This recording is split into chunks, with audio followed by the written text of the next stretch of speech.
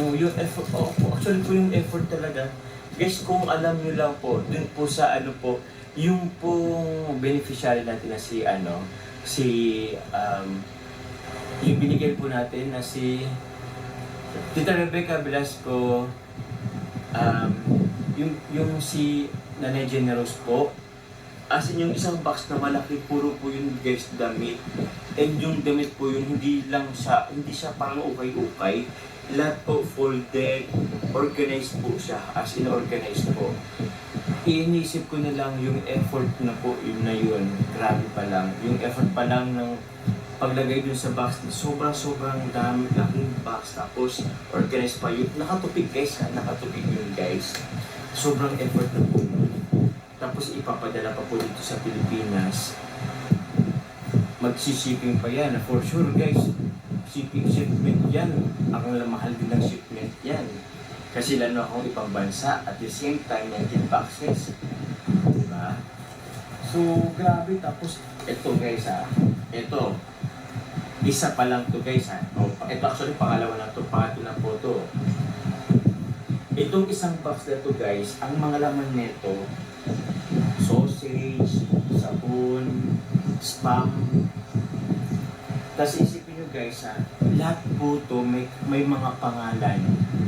Nilagyan guys ng pangalan guys. Meron kay Mami, Ami, tas Ian, kay Day, kay David. Guys, yung effort po, Lola, maraming salamat po.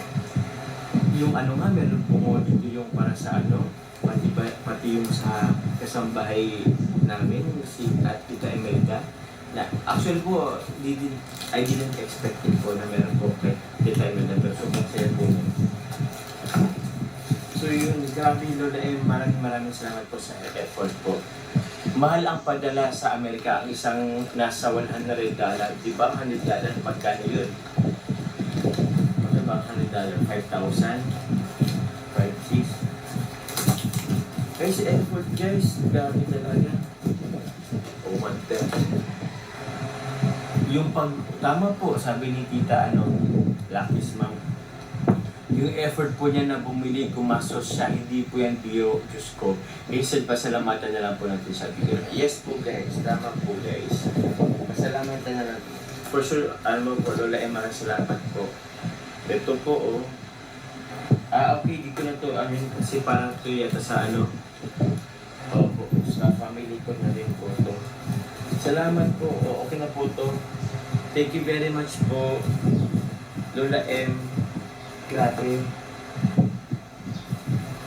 Babalik ko lang po. Kasi po, halos nakikita ko po puro sa family ko din po to eh. So, dito na para di na pumaan dito sa box.